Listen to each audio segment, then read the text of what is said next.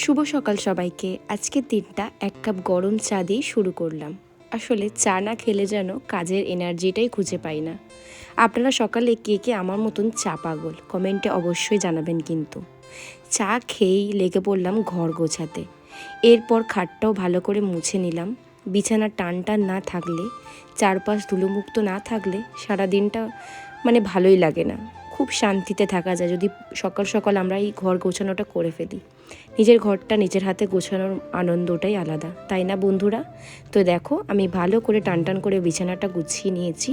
এরপর এই যে আমার বর যেহেতু এসেছে, অনেক জামা কাপড় নিয়ে এসেছে, আজকে কিছুটা পরিমাণে জামা কাপড় কাচবো। তারপর আমাদের মেয়েদের সাজগোজের জায়গা অর্থাৎ ড্রেসিং টেবিল একটু ঝকঝকে থাকলে বেশ ভালো লাগে, সাজতে গুজতে ভালো লাগে। তাই আজকে যত্ন করে আয়নার চারপাশটাও মুছে নেব, আর খাটটাও ভালো করে পরিষ্কার করে মুছে নেব। আগের চেয়ে অনেক পরিষ্কার হয়ে গেছে, তাই না? এরপর নিচে চলে গেলাম। দুপুরে রান্নাও হয়ে গেছে। রান্নার পরে এই যে ভালো করে রান্নাঘরটা পরিষ্কার করে নেব। রান্নাঘর পরিষ্কার করার আগের মুহূর্তটা ঠিক এই রকম, আর পরিষ্কার করার পরে একটা আলাদাই শান্তি লাগে, ঝকঝকে একদম তকতকে। তারপরে আমার অবস্থা ঠিক এই রকম হয়ে যায়, কারণ সারা দিন খাটতে খাটতেই আর এই গরমে কী আর বলবো।